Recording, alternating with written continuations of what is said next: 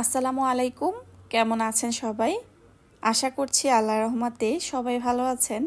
আলহামদুলিল্লাহ, আমরাও ভালো আছি। চলে আসছি আরও একটা নতুন ভিডিও নিয়ে। আর ভিডিওর শুরুতেই দেখতে পাচ্ছেন কিছু তাজা ফ্রেশ সবজি, সেই সাথে রয়েছে ডিমওয়ালা মুরগি, ইলিশ মাছ, কিছু ভাটা মাছ। তো যাই হোক, এরপরে চলে আসলাম রান্নায়। এখানে আমি রান্না করে নিচ্ছি আলু, ফুলকপি, টমেটো দিয়ে ইলিশ মাছের মাথা, সেই সাথে ইলিশের মাছও আছে। ভেবেছিলাম ভিডিওটি শেয়ার করব না ফুলকপি রান্নার, কারণ এর আগেও আমি কিন্তু ফুলকপি রান্না শেয়ার করেছিলাম। তো পরে ভাবলাম শেয়ার করি, কারণ ইলিশ মাছ তো দেখা যায় আলহামদুলিল্লাহ কম বেশি খাওয়া হয়। তো এই বলে কি যে ইলিশ মাছের ভিডিও একবার শেয়ার করেছি আর করা যাবে না, এমন তো কোনো কথা নয়। তো যাই হোক, এটা ভেবে আর কি আমি এটা আর কি ফুলকপি রান্নার ভিডিওটুকু নিয়েছি।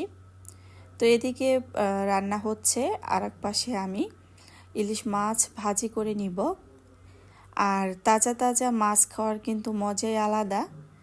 ইলিশ মাছটা বিশেষ করে যেদিন আনা হয় সেদিনই যদি ভাজি হোক বা রান্না হোক, যাই হোক না কেন, খাওয়া হয় তাহলে কিন্তু আরও বেশি স্বাদের হয়।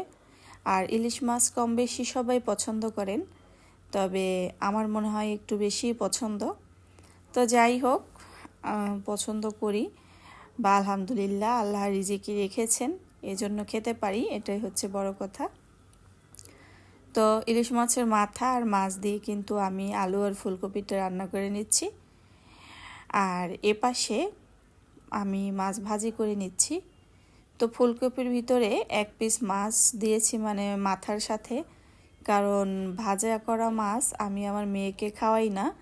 তো এজন্য যে সবজি রান্না করছি তার ভিতরে আর কি মাছ কষিয়ে ওই মাছটা আর কি মেয়েকে খাওয়াবো, এই জন্য আলাদা করে দিয়েছি।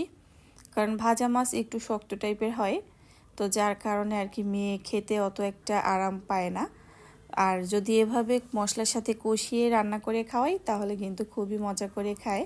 এই মুহূর্তে আমি ভিডিওতে ভয়েস দিচ্ছি শুয়ে শুয়ে, কারণ উঠে বসে যে আবার ভয়েস দিব সেটা ইচ্ছা করছে না। অনেক সময় দেখা যায় ভিডিওতে কথা বলতে আসলে কোথা থেকে যে এত কথা আসে মনের ভিতরে নিজেই জানি না, আর কখন যে ভিডিও শেষ হয়ে যায় তা টেরও পাই না। আবার অনেক সময় দেখা যায় কথা বলতেও ইচ্ছা করে না। তো এটা আর কি শরীরের সুস্থতার উপরে নির্ভর করে অনেকটা। তো যাই হোক, এখন শুয়ে শুয়ে দিচ্ছি, কারণ আমার মনে হচ্ছে শুয়ে শুয়ে এই অবস্থাতে আমি যতটুকু বলতে পারবো এটাই আসলে যথেষ্ট। তাই বলে যে আমি এখন অসুস্থ, আলহামদুলিল্লাহ তা কিন্তু নয়। তো যাই হোক, শুয়ে ভয়েস দিচ্ছি, কারণ আমার কাছে মনে হচ্ছে যে ভয়েস দেওয়া আসলে এটা কোনো ব্যাপারই না, যে আসলে যেমন খুশি তেমন একটা কথা বললেই হলো, এই আর কি। তো ইলিশ মাছটা ভাজা হয়েছে, আর এখানে আমি ডিম দিয়ে একটা শাক ভাজি করব। তো এই ডিমটা কিন্তু ওই যে মুরগির সাথে যে ডিম ছিল একটা, দেখতে পেয়েছিলেন শুরুতে, তো ভাবলাম ওই ডিমটা দিয়ে কি করব। আর তো এই জন্য আর কি ওই ডিমটা দিয়ে এই শাকটা আমি ভাজি করে নিব। আর এখানে আমি ভাজি করে নিচ্ছি সরিষা শাক। তো জিসানের বাবাকে দেখলাম যে সরিষা শাকটা নিয়ে আসছে, তো আমি ভাবলাম আচ্ছা, যেহেতু শীতের ভিতরে তো আরও খেয়েছি, তো আরও একদিন খাই। আসলে একেবারে যে অনেক ভালো লাগে তাও না, আবার খারাপ লাগে তাও না। তো যাই হোক, এভাবে করে ভাজি করে নিয়েছি। আর দুপুরে গরম ভাতের সাথে শাক ভাজি তো এমনিতেই ভালো লাগে, এই আর কি। তো আমি আমার মতো করে আর কি শাকটা ভাজি করে নিচ্ছিলাম। জানি না সরিষা শাক ভাজি আপনারা কেউ এভাবে ডিম দিয়ে করে খেয়েছেন কি না। খেতে ভালোই লাগে, খারাপ লাগে না। তো আসলে শাক ভাজিতে তো অনেকে চিংড়ি মাছ দিয়েও খায়, সেটা কিন্তু আরও বেশি ভালো লাগে। তো যাই হোক, এরপরে কিন্তু আমি শাকটাও ভাজি করে নিচ্ছি। তো আসলে এই সমস্ত রান্না ছোট বেবি নিয়ে গুছিয়ে করতে কিন্তু বেশ সময় লাগে, তবে একবার গুছিয়ে নিলে কিন্তু আর রান্না করতে তেমন একটা কষ্ট লাগে না। আর এই ভিডিওগুলো করা তো আমার কাছে তেমন একটা কষ্টও মনে হয় না, কারণ আমি রান্না করতে থাকি আর এদিকে হতে থাকে ভিডিও। কারণ যেভাবে রান্না করি সেটাই শেয়ার করি। এটা তো আর রেসিপি আকারের ভিডিও না যে সবটা বলে দিতে হবে, এতটুকু পরিমাণ বলে দিতে হবে, এগুলোরও কোনো ব্যাপার নেই। মূলত আসলে সংসারের যে মানে টুকিটাকি কাজ, তারপর রান্নাবান্না থাকে, এগুলোই শেয়ার করি এই আর কি। তো এগুলো দিয়ে একটা ভিডিও হয়ে যায়। তো এ পাশে আমি শাকটা ওই পাশটাতে দিয়ে এ পাশে মাছগুলো তুলে নিচ্ছি। তো মাছ তো আমি এভাবে ভাজি করে নিচ্ছি, ভাজি করে এটাকে আবার ভুনা করে নিব। এই ভিডিওগুলো আমার এডিট করার কোনো দরকার হয় না, কারণ যেভাবে ভিডিও করি আমি ঠিক সেভাবেই ছেড়ে দেই ভিডিও চলাকালীন অবস্থায়। আর আমি যখন ভয়েস দেই, চোখের দেখাতে যদি কোথাও থেকে মনে হয় যে না এই অংশটা স্কিপ করতে হবে, তো ভিডিওতে আসলে ভয়েস দেওয়া অবস্থাতেই আমি সেই অংশটুকু স্কিপ করে দেই। তো ওই যে বললাম, চোখে দেখা অবস্থায় যদি মনে হয় যে না এতটুকু স্কিপ করা দরকার, ততটুকুই করে দিই। আর নয়তো যেভাবে আর কি থাকে মূলত ভিডিও করা, সেভাবেই শেয়ার করে দেই। তো এই তো এখানে আমি মশলাটা কষিয়ে নিচ্ছি মাছের জন্য।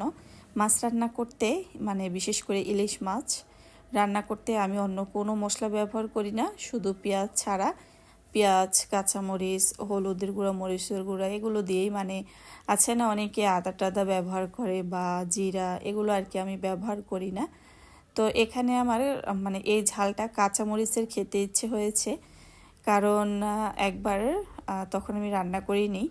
তো রেস্টুরেন্ট থেকে জিসানের বাবা ইলিশ মাছ বোনা নিয়ে আসছিল, তো সেখানে দেখেছিলাম এভাবে কাঁচামরিচ দিয়ে তারপরে বোনা করেছে। তো তখন না খেতে খুব ভালো লেগেছিল। তো আজ আমার রান্না করতে গিয়ে সেই সময়ের কথা মনে পড়ে গিয়েছে যে আমিও আজ শুধু কাঁচামরিচ দিয়েই ইলিশ মাছটা ভুনা করে নিব। তো সেভাবেই কিন্তু কাঁচামরিচ দিয়ে ইলিশ মাছ ভুনা করেছিলাম। আলহামদুলিল্লাহ, খেতেও কিন্তু ভালোই লেগেছিল। ওই যে বলে না যে যখন খেতে ইচ্ছে যেভাবে মনে চায় সাথে সাথে যদি সেভাবে রান্না করা হয়, তাহলে কিন্তু মানে ভীষণ ভালো লাগে। তো এই তো আসলে মাছটা তো আমার হয়েই গিয়েছে। তো চুলার আঁচ একেবারেই কমিয়ে রেখেছি, তো একটু পরেই কিন্তু চুলার আঁচটা একেবারেই অফ করে দিব। তো আবার এই ইলিশ মাছ শেষ হতে না হতেই আরও একটা বড় ইলিশ মাছ নিয়ে আসছে, সেটা প্রায় কেজি বা কেজির উপরে হতে পারে। তো যাই হোক, দেখি সময় সুযোগ করে আবার কখন খাওয়া হয়। মূলত যখন আল্লাহ রিজিকে রাখবেন খাওয়ার মতো, যে আজকেই ওই দিনটা নির্ধারণ করা হয়েছে, ঠিক তখনই খাওয়া হবে। তো এই তো রান্না শেষে আরও একবার দেখিয়ে দিচ্ছি আপনাদের সাথে, ইলিশ মাছ ভুনা করেছি আর সেই সাথে একটা ডিম দিয়ে সরিষা শাক ভাজি করে নিয়েছি।